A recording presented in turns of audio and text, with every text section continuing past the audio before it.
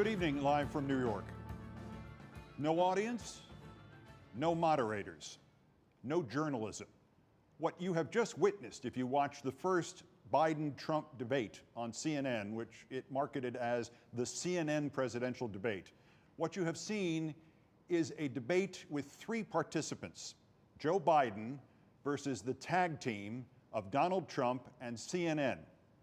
The decision to not fact-check the fire hose of lies that is Donald Trump, that is the entirety of his existence and the entirety of his campaign, the decision to not fact-check any one of those lies by CNN was one of the most immoral decisions in the history of the free press in this country.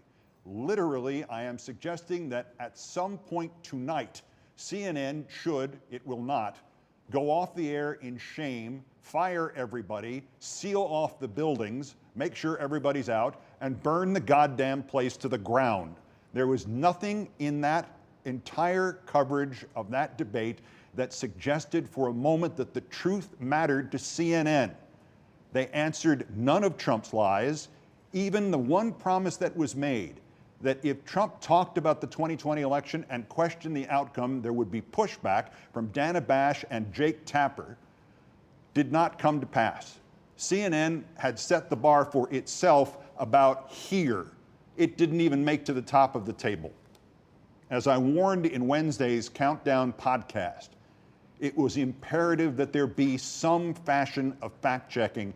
You could not simply allow what happened to Caitlin Collins at the town hall last year in 2023 to happen again in a presidential debate, and yet that is exactly what CNN and its new boss, Mark Thompson, allowed to happen tonight. And he and the political director, David Shalian, and Jake Tapper and Dana Bash should at minimum be suspended or fired for journalistic malpractice at the highest level of failure in American media and journalistic history. It was an extraordinary event. CNN not just let Trump lie. They let him slander the President of the United States repeatedly. They let him lie about every aspect of his own presidency. They let him lie about his coup. They let him lie about January 6th. They let him lie about his goddamn golf scores. The list of lies exceeded, I think, just by Trump, just in the approximately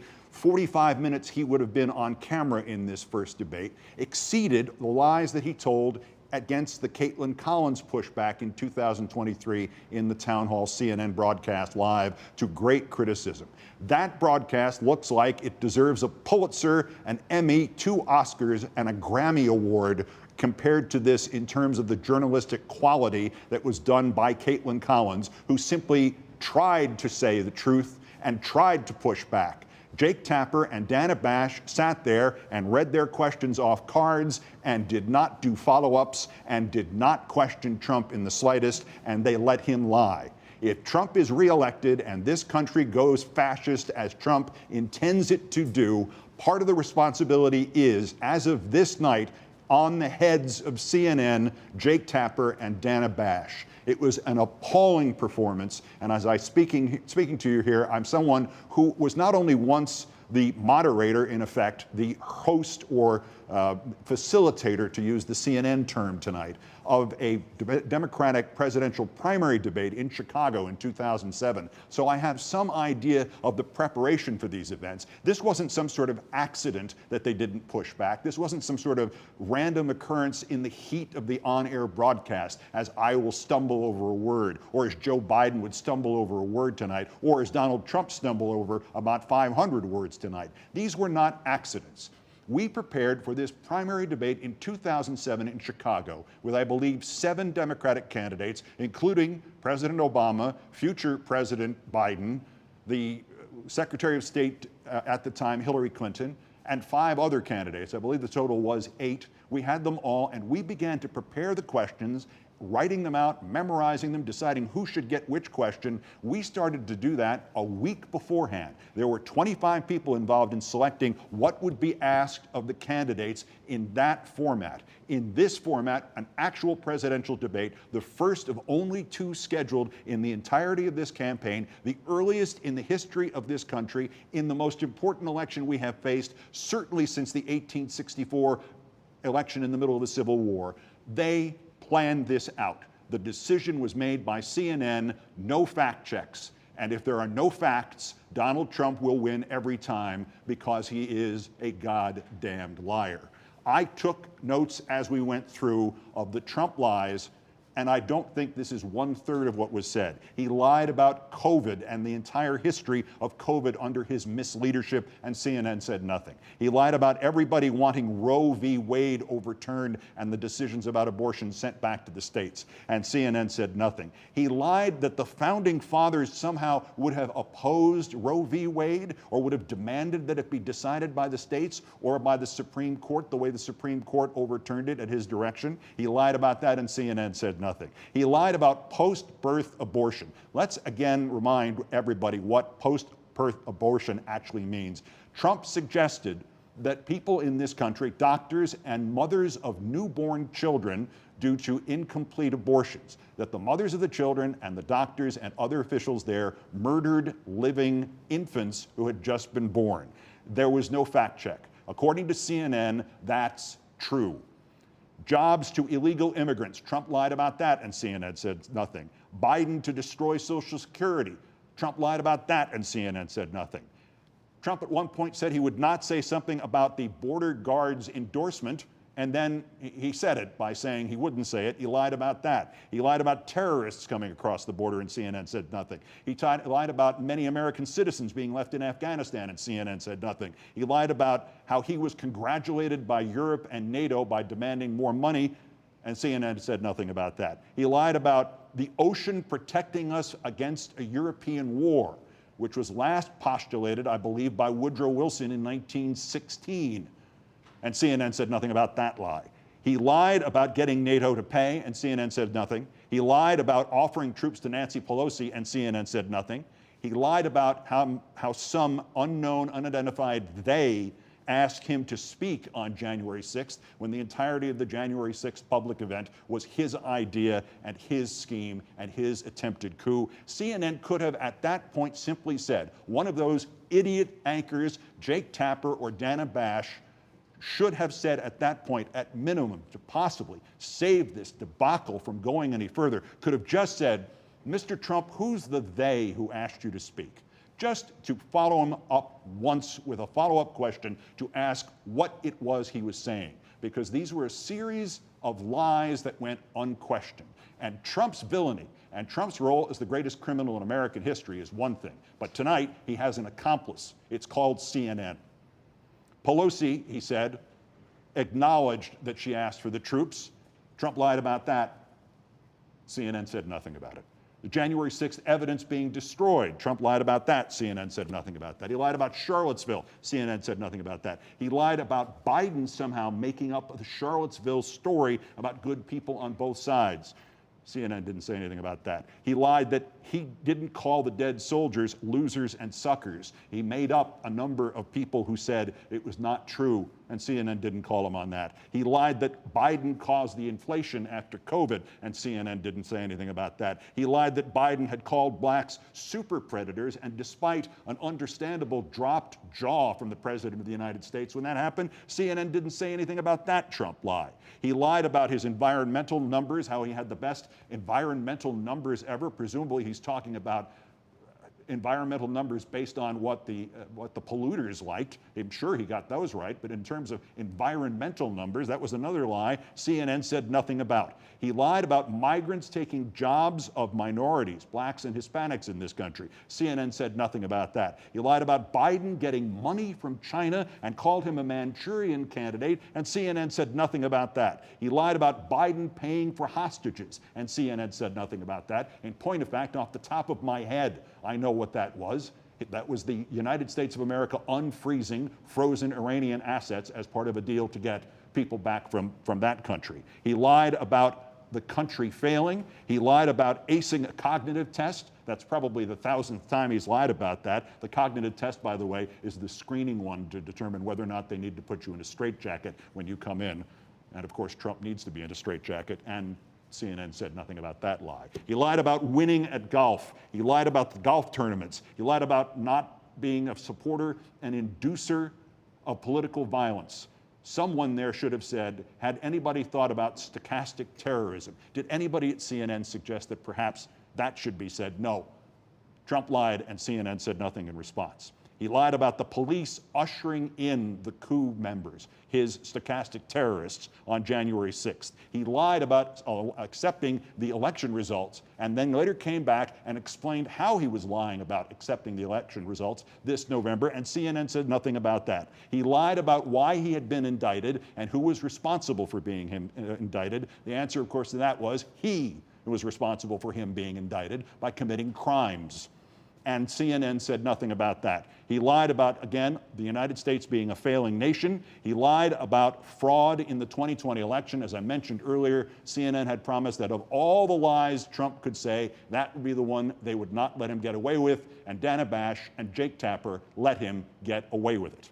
He lied about somehow going to Europe in his closing statement. Apparently the vets are supposed to go to Europe for treatment. It wasn't clear, and he lied. And CNN said nothing about it. And as I suggest, I believe the actual list is probably about 3 times as long as the one I've just read you. Those were the lowlights in an extraordinary performance, and extraordinary meant in the worst possible way in that word could mean. The lies are on the record now, and the lies have been resonating through this country, through social media for the last 2 hours because CNN did not do its job.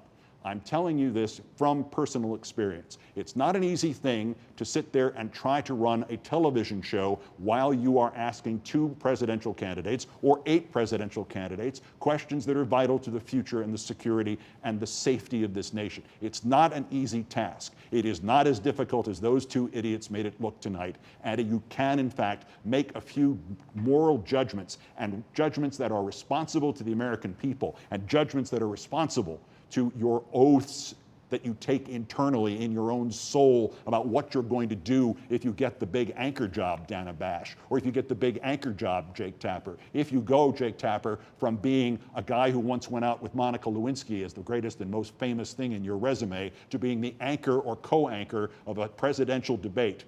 If you get that dream come true, where you go from running joke to the role of anchor of the first, co-anchor of the first presidential debate in the most important election in this country in at least the time since 1864, probably in the whole of our history, if you go from that one laughingstock to this position of importance, you should take it goddamn seriously and not let a bastard intent on putting your network out of business, putting you behind bars, putting the rest of us who depose him and in some way have fought against him these last 10 years.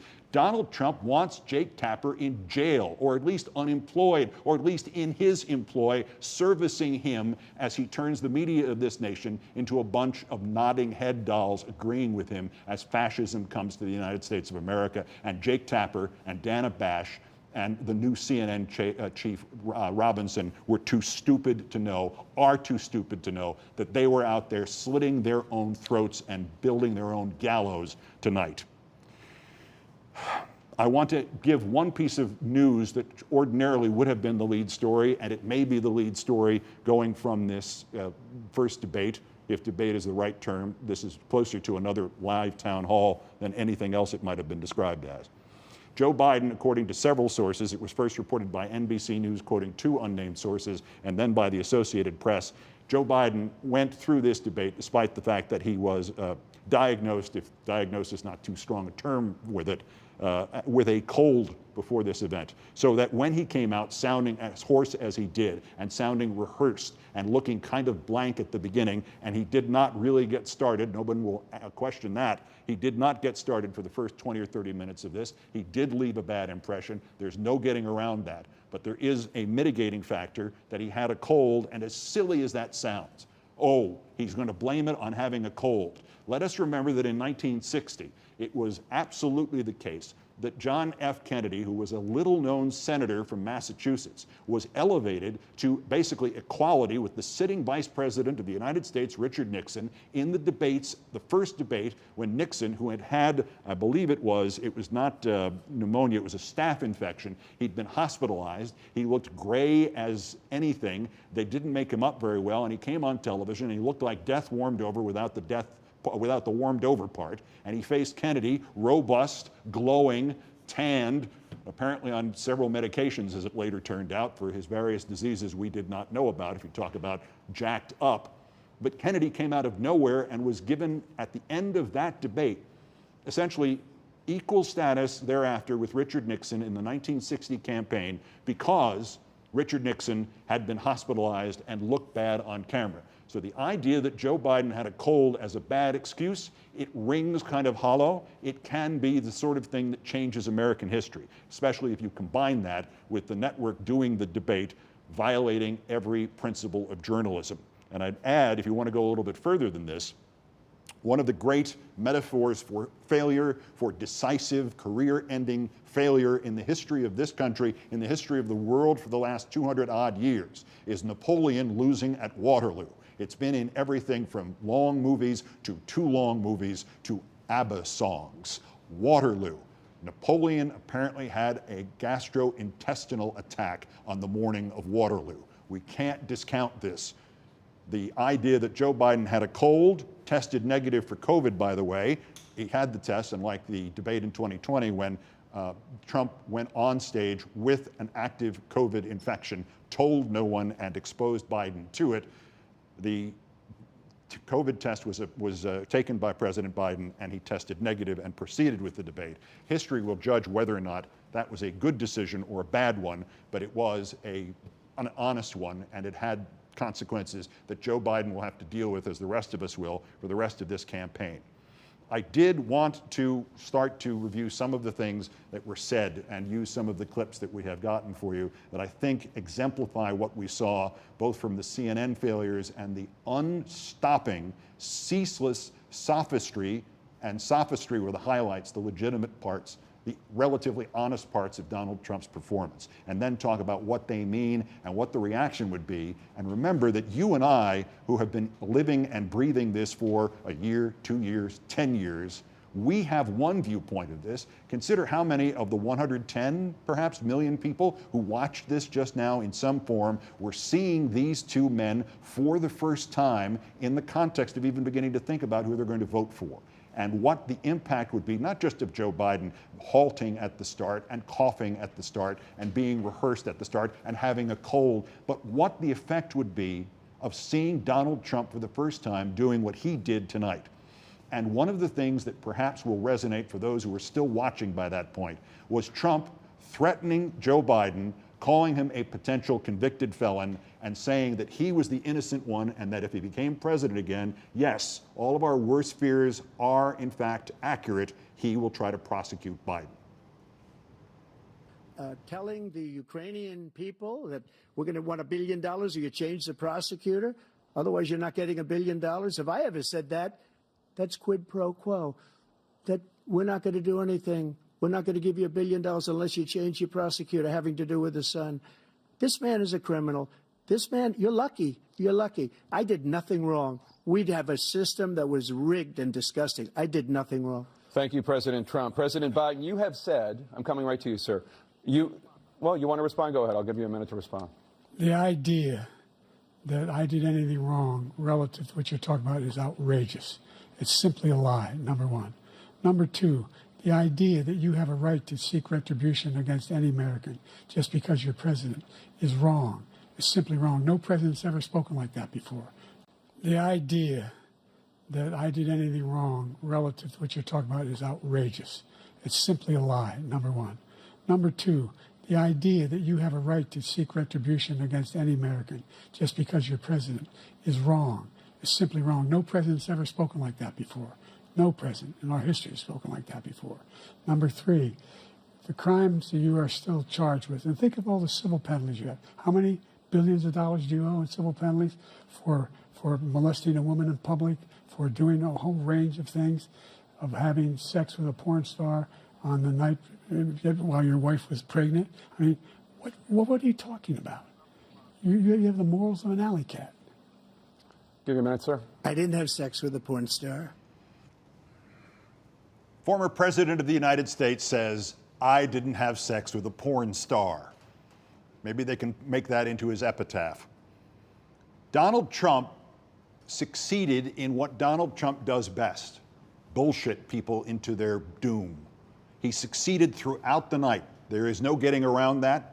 As bad an impact as Joe Biden and his cold and the initial halting nature of his performance tonight will have on his campaign, whether it measures as 1/1,000,000% or it measures as 5%, it was matched by the fact that because, again, this format not only allowed Trump to concentrate on his lies and his performance, but there was no pushback. There was not going to be any pushback. The pushback could only come from Biden. He had to devote about half of what he was saying. Half of his time had to be devoted to doing the fact-checking job that CNN should have done, as again, that CNN did even in its failure in the town hall with Caitlin Collins last year. But that look, Trump throughout was sweating and sneering. He not only, if that line of the night from Trump was not, I didn't have sex with a porn star, he also had an infamous quote about how we had great H2O at some point, that environmentally we were better off under him when he's just demanded $1 billion from the nation's oil producers in exchange for rolling back all possible restrictions on them polluting the planet and taking this next 5-year period, which will decide whether or not life survives on this planet, and selling it for $1 billion so he can go to the White House instead of the big house. There was a succession of these events. There was a succession of these comments. There was a succession of Trump failures and Trump revelations about who he is and what he intends to do. But I think we do need to look at where we started, which was the President of the United States essentially getting lost within the first 10 minutes of this, having sounded rehearsed, having been coughing and trying to explain the issue of improvements. It did not go well. You will see this clip again. There will be a need to explain this, and we will need to do, or the president will need to do, damage control about how this sounded. President Biden, I want to give you an opportunity to respond to this question about the national debt. He had the largest national debt of any president in a 4-year period, number one. Number two, that $2 trillion tax cut benefited the very wealthy. What I'm going to do is fix the tax system. For example, we have 1,000 billionaires in America.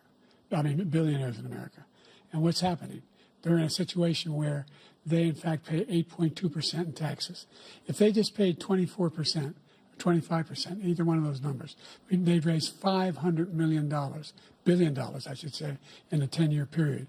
We'd be able to wipe out his debt. We'd be able to help make sure that all those things we need to do, child care, elder care, making sure that we continue to strengthen our health care system, making sure that we're able to make every single solitary person eligible for what I've been able to do with the COVID, with dealing with everything we have to do with, look, if we finally beat Medicare. And that's where that ended. And it ended in part because, as they said they would, they turned the microphones off. It's bad if you have to go out and do that kind of thing, a debate with a cold and with a hostile environment such as CNN created for its own purposes and whatever the reasons were. It's a little worse when the microphone shuts off as you are beginning to explain. As I see that clip again, I think that the initial impact of where we thought we would be compared to, say, the night of the State of the Union address, I think the initial impact was far worse than the clip looked like. The clip is a lack of success. The clip is a little bit lost in the number of details, all of them good and good for the country, that he's trying to get out over his own sense of, I may have to cough again, as we saw him repeatedly bring his closed hand to his face to clear his throat and to cough. So I think, again, there will be an impact on this, but I believe the ship, which was rocking unhappily in the first 20 minutes of this debate, steadied itself as time went by for the President of the United States, and in fact, as people began to hear more of what Trump was saying and what he was planning, I think things got worse and worse. If this had been a 20-minute debate, there would have been no question that Trump would have come away with a complete triumph. It was not a 20-minute debate. It was an hour and a half, and I actually think that Biden managed to pull off at least a tie against Trump and his partner, CNN. We have a further update, and it's ironic because one of the best people working in media today, who was in a Toronto newspaper, I don't think I got him a better job, but in 2016, I repeatedly pumped his work. His name is Daniel Dale, and he's an excellent fact checker, and he is now with CNN. And he has posted, along with his colleague Holmes Lebrand, a commentary, essentially, a full detailed analysis of the one fact check. Here it is. It should have been on CNN during the debate. In fact, it's just here. I'm holding it in my hand like I'm Lauren Boebert. CNN fact check. Trump falsely claims Biden has used the term super predators. What he's done to the black population is horrible, Trump said, including the fact that for 10 years he called them super predators in the 1990s. We can't forget that. Facts first, Trump claim is false. Biden never publicly deployed the phrase super predators or endorsed the criminological theory behind it, which held that there was a new breed of highly and remorseless violent young offenders. Biden, however, did refer to predators on our streets who were beyond the pale while promoting the 1994 crime bill. There is an extraordinary difference between that because there are, at any point in American history, there have been predators on our streets. I'm going to do the commentary here. That's why you're tuned in, I presume, unless something has gone wrong with your YouTube experience and you're looking for, well, a Lauren Boebert video. But if you would mind for a moment while I bring in somebody else's comment from Twitter X, Meghan McCain, who has periodic bouts of common sense, amid most of what she does, which is complaining about how the world has mistreated Meghan McCain. Meghan McCain said, "This is the most stressful debate I've ever watched, and my parent was a nominee against Obama." I think we can, for once, hold hands with Meghan McCain and say, yes, it was pretty damn stressful. The failure of the CNN approach to this, and again, I don't want to claim that I am some sort of savant because I suggested in the podcast on Wednesday that this was absolutely imperative that they not do what they announced just in passing, that there would be no fact check. That's not some sort of extraordinary insight. That's not some sort of, I'm the only person in the world who could have thought that. We saw just now for an hour and a half the consequences of not living up to journalistic responsibilities for whatever reason. I've speculated before that CNN's new right-wing ownership is preparing for a Trump presidency and is trying to mitigate the damage he will do to them, as all the networks and all the news organizations have had the meeting. What do we do in the worst case scenario where Trump is president again and comes for us? What can we point to save ourselves? It is presumably similar to what those who criticized Hitler in the German press in the 20s and 30s began to wonder in 1930, 31, and 1932. And so perhaps, and I don't know that this was behind the decisions by David Shalian and the new heads of CNN to do it tonight, but I do know that they've had these conversations. What can we do to at least show that we are not opposed to Trump, that this environment was behind the worst part of their abrogation, their failure to fact check, when they pumped Trump, or should have pumped Trump, about January 6th, when they finally got around 39 minutes into this fiasco about some question about Trump's culpability, Trump's attempt to overthrow the government, Trump's attempt to bribe people into testifying that he won in 2020 and Joe Biden did not, his continuing lies, his continuing fostering of conspiracies, his continuing attempt to undermine the very concept of truth itself. They asked him about January 6th, and he simply did not answer about January 6th. He took it and changed it into a date that might have been something randomly picked out of a calendar. January 6th became to him December the 17th.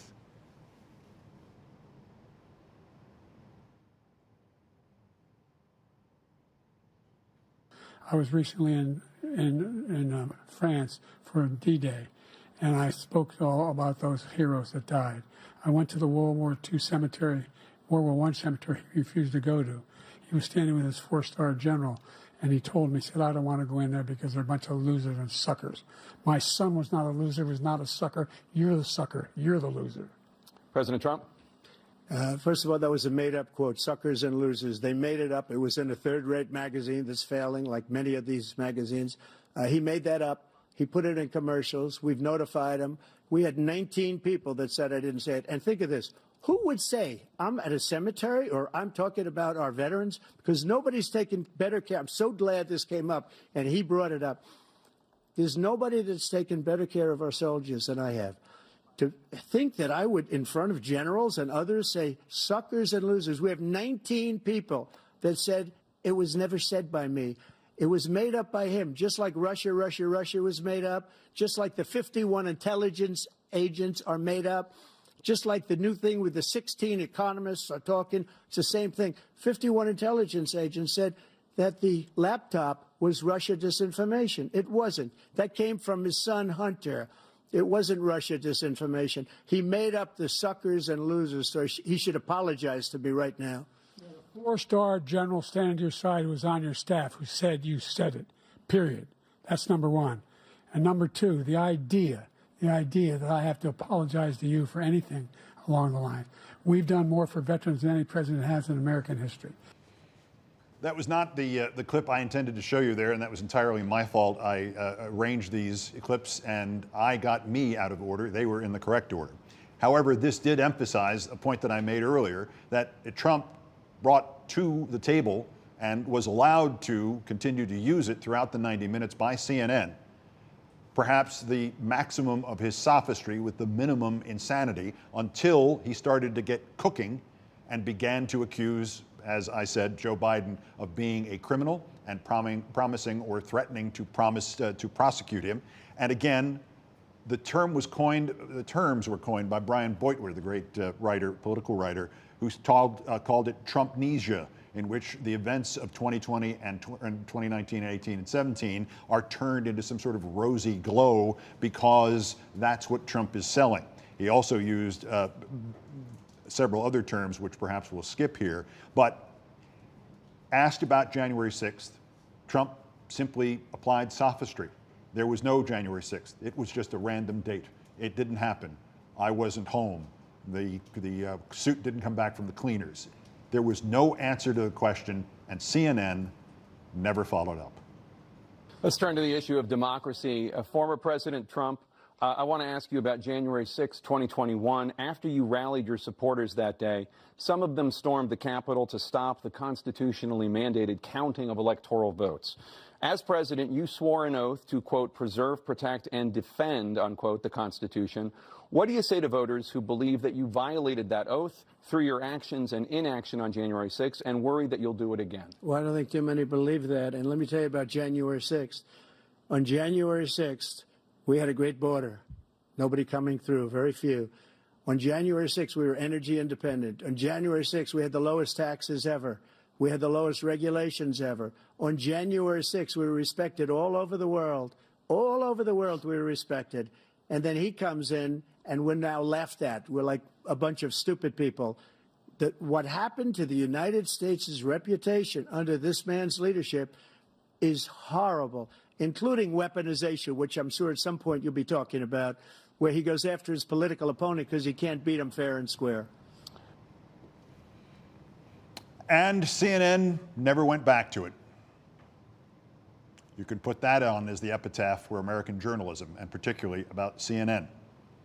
And that was 39 minutes into this. A man is trying to overthrow, overtake, and subsume the government of the United States to take office, because if he does not take office, he will likely be put in a federal prison for the rest of his life. The man will do anything to make this happen so that he can avoid jail. The man will say anything. The man lives in a kind of fugue state in which none of you out there are actually real, and nothing he does has any consequences attached to it whatsoever.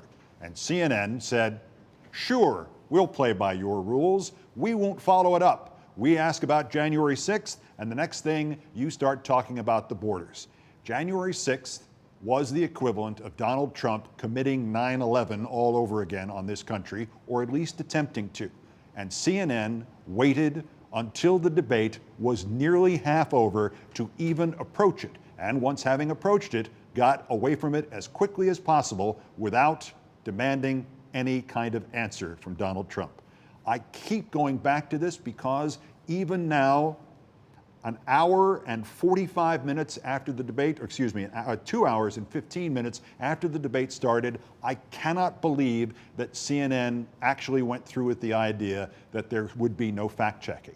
In contrast to other debates, there were commercial breaks in which somebody should have run onto that stage with, as the saying goes, their hair on fire, saying, my God, what have we done?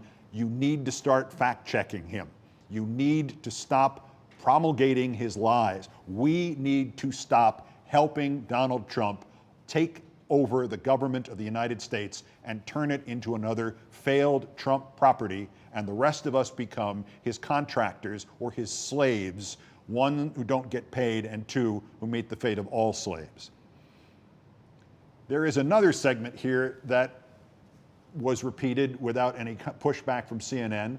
Another thing that I would bring up when we look about the impact, or look into the impact this would have with people, the low information voters, the pollsters' darlings this year, the deciders, the ones who voted differently in 2016 and 2020, the ones who are under the age of 35, other not necessarily undecided voters, but voters who were not attached already to one of the two parties or one of the two candidates. In looking at that, what did they see?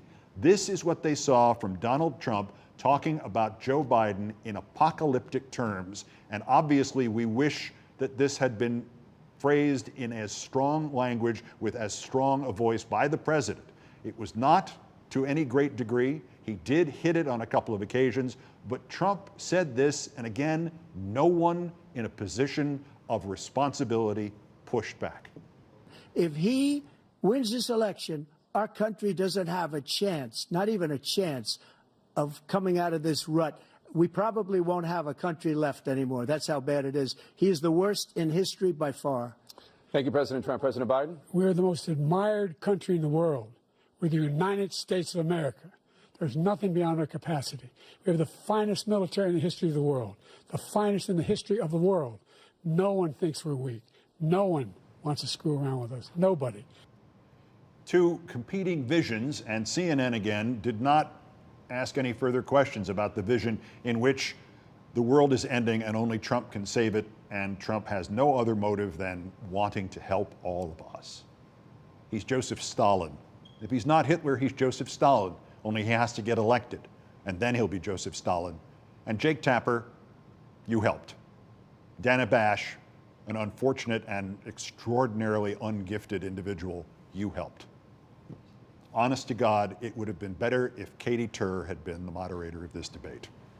And you can read into that anything you want. If they tell you the debate does not change a single mind or a single vote, and this may be viewed entirely as a negative, I'm not sure it's entirely as a negative. It may be a wash ultimately.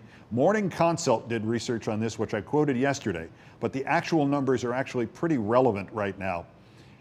They read this as few voters believe debates will change what they think about candidates or their vote choice. Shares of voters who said it was very likely they'll change whom they plan to vote for based on the debates, all 11%. 11% of 120 million viewers say, which could have been how many we're expecting to watch, whether or not that's the ultimate number between television and streaming and listening in some audio way online or actually in radio or in a live podcast perhaps. 120 million, 10% of that is 12 million, so you're talking about 13 million people willing to change their vote based on what they saw tonight. That's not a small few voters. That's 11 or 12 million people. That's enough to create a landslide if they all moved in one direction. The most important part of this was that 21% of voters under the age of 35 said they were in that group that would be willing to change or expected or thought it was very likely that they could change their vote after what happened tonight. 17% were in the group of voters between the ages of 35 and 44. So 38% of everybody in there between under the age of 45 is a potential switch after this. Among black voters, 21% said they considered it very likely they'd change their vote after this debate, again, before the debate happened, and 27% of Hispanic. It's an extraordinary impact. And again, I'll go back to where we started with the reference to 1960 and Richard Nixon's hospitalization and the fact that he came out poorly made up and gaunt looking, and where the whole story of the 5 o'clock shadow, the Richard Nixon perpetual beard, originated. He went on and did a debate in which he, because of his health, managed to elevate his opponent, the unknown junior senator from Massachusetts, to essentially the equivalency of a man who'd been, for good or ill, the vice president of the United States under one of its most popular presidents ever for a period of 8 years. And he gave that away, that advantage away, because of essentially bad makeup. A couple of questions before we get to one lighter bit of video from the debate itself. This is from Garrett, NYC. Would be incredible to see you moderate. Other than you, who would be your ideal moderators? Anybody but Dana Bash and Jake Tapper. Literally, anybody else in that studio. And I might add, we could resume that debate with anybody who's ever worked in that studio previously, having done a better job. That's Studio D on Techwood Drive in Atlanta, the ancestral home of Ted Turner's broadcasting station, Channel 17 in Atlanta, which begat Turner Broadcasting, which begat CNN, which begat TBS, or TBS was originally Channel 17, but which begat TNT and all the other properties under the Turner name.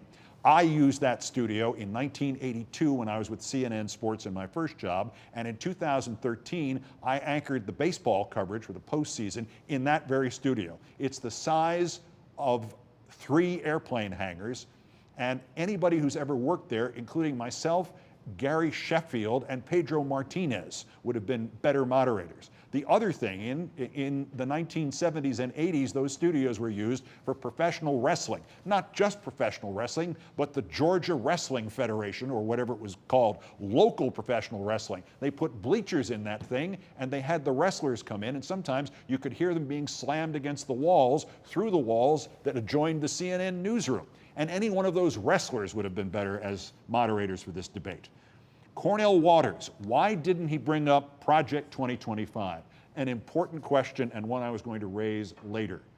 One of the leaked forewarnings about which topics were going to be addressed by President Biden and by Trump, one of the leaked hits, as I phrased them, was Biden pushing Project 2025. They saw how the John Oliver segment on Project 2025, which I've been harping on for several months, went viral, 5 million views. They had their own website, Biden does, about Project 2025. They had QR codes, and then you're not expecting the President of the United States to suddenly pull a barcode out of his pocket and flash it at the camera, although why not? There were no rules.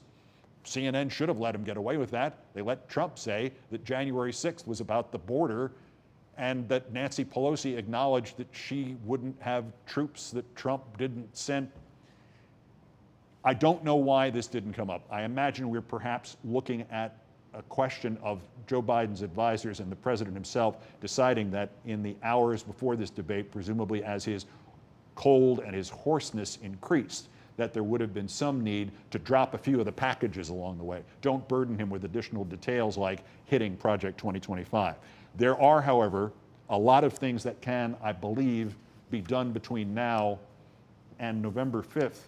I mentioned this before, and I saw it and was astonished by it because I was at ESPN at the time.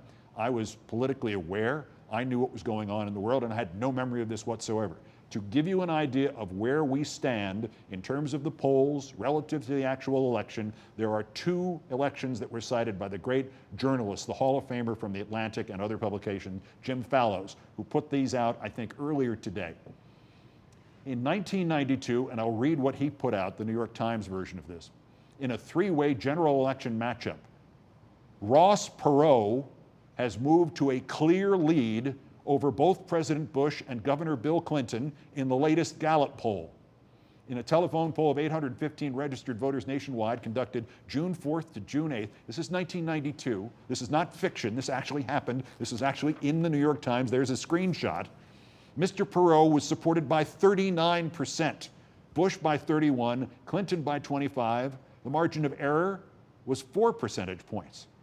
The man who was elected President of the United States in November of 1992 and went on to 2 popular and largely successful terms with controversy that produced greater affection for him than he had beforehand, and circles back to Jake Tapper via Monica Lewinsky, but we'll leave that alone at this point. At this point in the election in 1992, Bill Clinton, soon to be President of the United States, was in 3rd place behind George H.W. Bush and Ross effing Perot. And also from Fallows, he reminded us that at this point in 2012, all of the polls were essentially tied between President Barack Obama and who ran against him in 2012? Anybody remember? Anybody remember his vice president? Anybody? Republicans? Who? Mitt Romney. The Economist YouGov poll of early July, Obama 43, Romney 44. Reuters Ipsos, Obama 49, Romney 43, also July. June 28th to July 9th, Pew Research, Obama 50, Romney 43. Looked pretty good. Washington Times, JZ Analytics, Romney 42.8, Obama 42. ABC News Washington Post had it 47-47. Funny there's no CNN poll here. Did they do them? A couple of other questions. Was there a question for either candidate that you thought was either unfair or a layup?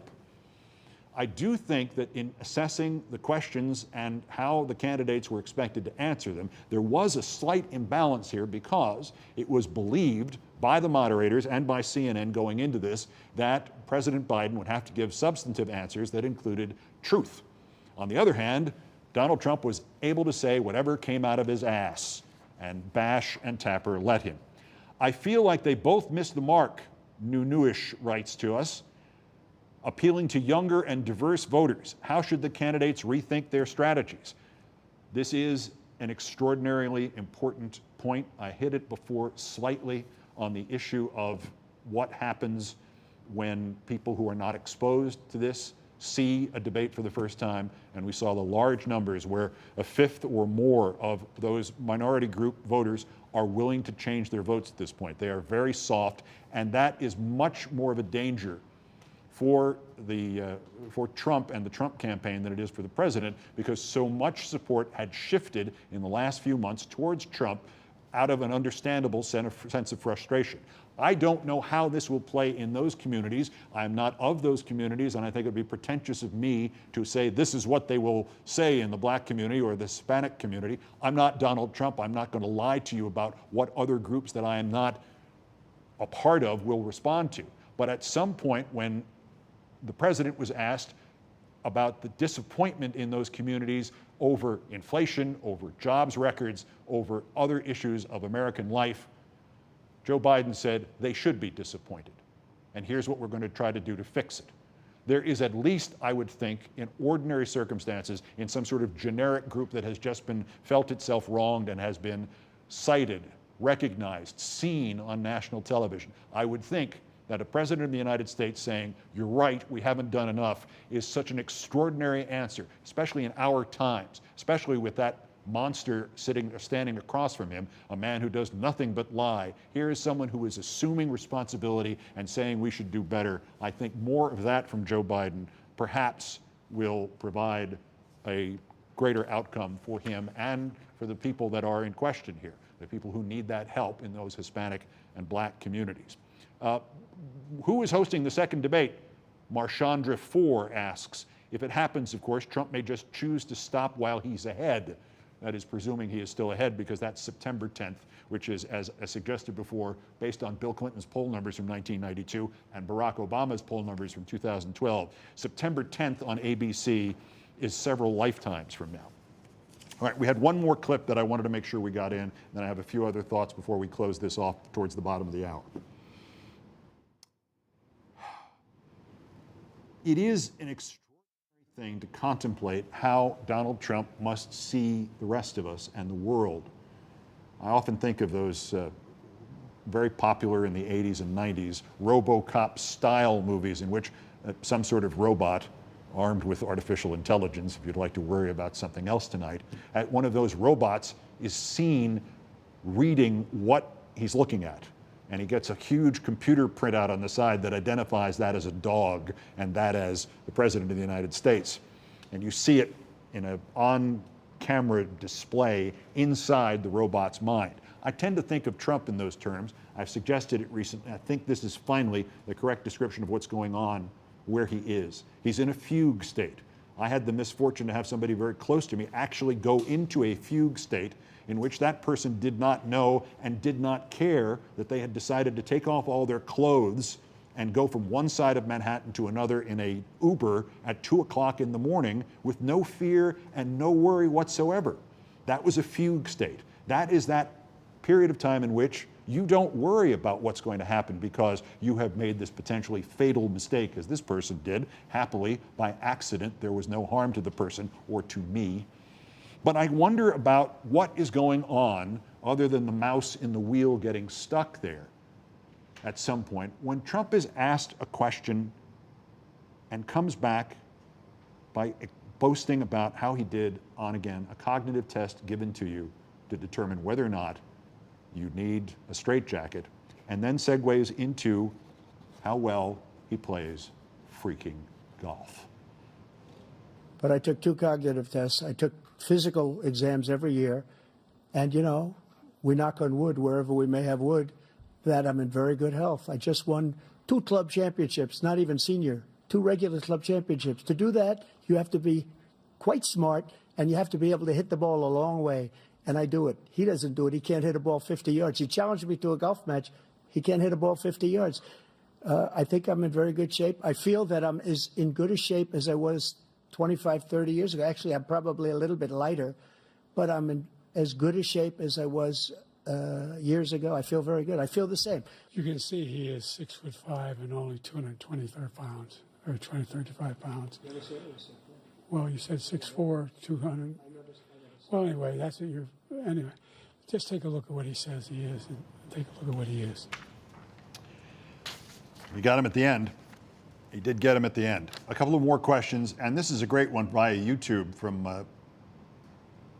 I don't know the name of who sent this based on the way it's formatted, but can you get Keith to comment on some of the first headlines that have come out already post-debate? Sky News, which was, I don't believe it still is, a Murdoch property, but it is still a slanting right British-based news organization. Biden's performance was, quote, really disappointing. Former aide, Biden campaign admits he started off slow. Trump versus Biden debate latest, pauses and stuttering from Biden in first TV debate with Trump as team claims he has a cold. Obviously, if Trump claimed he had a cold, if Trump made up that he had a cold, most of the news organizations would simply state that it had been appeared, that statement had appeared that Trump had a cold, that was one of the 11th or 12th commandments on the 10 commandments that broke as Mel Brooks brought them down the side of the mountain. If you know the movie reference, if you don't. If Biden says it, it's a claim. If Trump says it and it's preposterous and a lie, CNN says, whoa, we're going to commercial break right now. We'll be back to do something, as Dana Bash said on the way out. One more question, and then we'll wrap it up. 8 of Wands asked, Keith, is it too late to replace Biden? The word replace, the verb replace, implies some kind of action in which he has no choice in the matter. It is too late to replace Joe Biden. If he were to voluntarily step aside, that's another series of questions and another series of complications that you did not ask. It has not happened in American history, but if Biden did not want to go, there is literally no way to take him off the ticket. And as to whether or not it would be wise, and again, the Sky News headlines, the clips that you saw, the reality of what you saw at the beginning of this debate can't simply be erased from the world's memory. It was not a good start. I think the Biden campaign is smart to go in that direction to say he did not start well, but did in fact finish up fairly strong. and came to a tie given what was weighing against him, the fact that CNN let Trump lie early, often, and repeatedly. Whether or not it would be wise is something else altogether, and what the impact of this debate will have on these numbers is something else altogether. But as I examined back in, I believe it was late March, when my friend Bob Costas made a couple of appearances suggesting that there was an urgent need to remove Joe Biden. This was before the State of the Union address. I pointed out, and it was pointed out by others, I don't claim exclusive knowledge on this either, that there is no process by which you can take the President of the United States and force him off the ticket if he doesn't want to go. Then you enable it to happen, and that's an entirely different set of circumstances. But also, is it the right move to make, even under the most dire of circumstances? Even if you concluded from watching that debate that you had to get another candidate in there, who is that candidate going to be? All the polling of all the other Democrats against Donald Trump shows Trump winning by 10 or more points. And you then have the entire question, if you somehow managed to force the president off the ticket, he would immediately become a lame duck. And what do you do about the vice president? If the vice president, if Kamala Harris is not your choice to replace Biden on some sort of force them off or even voluntarily leave, what do you do with the vice president of the United States, whose numbers against Biden, or against Trump rather, would in fact be worse than Joe Biden's are? And again, Joe Biden's numbers have been growing to the point where it is a statistical tie going into this debate. So the question, again, is it too late to replace Biden? Legally, yes, if he doesn't want to go. If he wanted to go, if he retired, certainly.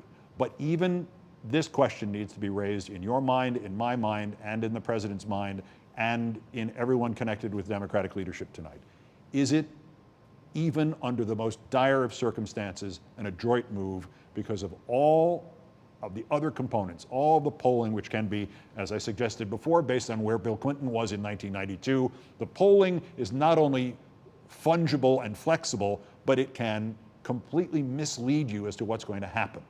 If Bill Clinton and the Democrats had looked at those polls and said, we've got to get somebody else in here, let's hurriedly nominate Tom Daschle, do you think he would have beaten Bush in the fall? The advantage that Bush would have been double what he seemed to have had going against Clinton in 1992. And there is the final part of that conundrum. If you take Joe Biden off the ballot, or Joe Biden takes himself off the ballot, the man who is on the ballot, who has been president of the United States and gets the default support of anyone looking for someone with experience, gets 100% of that support, would be Trump. Do you want that? Or would you rather have this man, Joe Biden, who, as we saw at the State of the Union, as we've seen in countless other speeches, and we've seen in countless other venues, can bring it better than Trump can, and is also an honest man and a good president, perhaps at points hinting, as he will be judged historically, a great president. Do you want him, or do you want somebody who concedes the territory of who is seen as the incumbent? Do you want that to be ceded to Donald Trump? So it's not just a practical question, a legal question, or a political question. It's a question of strategy, and I think it would be bad strategy and failing strategy. In any event, the picture will change. How much? It's hard to say. The numbers that were presumed after the Trump convictions, the numbers that were assumed that Biden would not gain anything, the initial polling numbers that suggested Biden had not gained anything from the Trump convictions, that Trump was the one who had gotten a slight bump.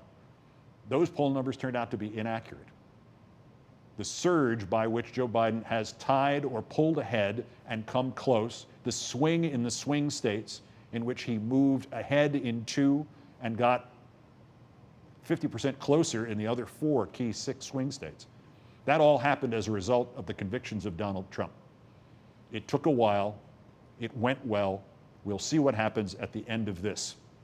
We'll see what happens tomorrow. We'll see how the media takes it. But I would walk away with this. It is a terrifying thing to count the number of guardrails that have broken since Trump came down the escalator in 2015. So many things that we thought were permanent and inviolable in the United States of America turned out to be paper mache, turned out to be fake sets. The most disappointing to me on a personal level, and perhaps the most impactful, other than the idea that an entire party would become literal whores to Donald Trump, simply to stay in power. The one next to that was illustrated again tonight. Somewhere along the line, it was prophesied, and many of us heard it 40 years ago, 50 years ago, that eventually, as television and other video and electronic communications completely surpassed the newspaper organizations with their rigid standards and their extraordinarily competitive relationships with one another. As that happened, as deadlines got tighter, as the news cycle dropped from, well, we're going to publish this story at 11 o'clock, 6 hours from now, to we're going to publish this story as soon as you finish typing it, the predictions were made that so much of the journalism would drop out of journalism. I think we have seen the low point of that. I began to worry about this and to talk about it on my first MSNBC show in 1998, when, because the ratings were good, the networks, the news organizations of this country were willing to let a special prosecutor named Kenneth Starr do something as illegal as making public the secret videotaped grand jury testimony of the sitting president of the United States. That was what sent me fleeing back into sports, because I didn't want to have anything more to do with it. Every time I brought it up, and every time I brought up the principal role of organizations like Fox News and Breitbart and the others of that time, every time I brought them up, every time I criticized the people who appeared on those networks or on those websites, I was accused of trying to be the left-wing version of fill in the blank. I was accused of doing this for the ratings. This is why I did it. Tonight is why I did it, in hopes of staving off the fiasco that we saw tonight. You cannot put a man whose profession is lying on national television in a debate for the most important job in the world at the most important moment in the history of the world for at least the last 80 years. You cannot put a professional liar on television and never say you are not telling the truth. Fact-checking is the essential element of journalism. It's where you begin. Is it raining or is it not raining? All you have to do, Jake Tapper, all you have to do, Dana Bash, is walk over to the window and get us an answer. Or if you can't get us the answer, if your IFB cord is not long enough, if you're not wearing a mobile mic, if you can't get over there, at least ask the guy who just said, not only is it raining, but it's raining up from the ground. You have to ask him why he has said this. What is his evidence? You have to fact check him. CNN failed. They should go out of business tomorrow. We'll be back with a new edition of the podcast on Tuesday. Thank you for being with us. I'm sorry the results were not better. I think I am repeating myself at this point, but damn you to hell, Jake Tapper. Damn you to hell, Dana Bash. Damn you to hell, CNN. You blew your job tonight. May you never get the opportunity to do it again. I'm Keith Olbermann. Thanks for being with us. Good night and good luck.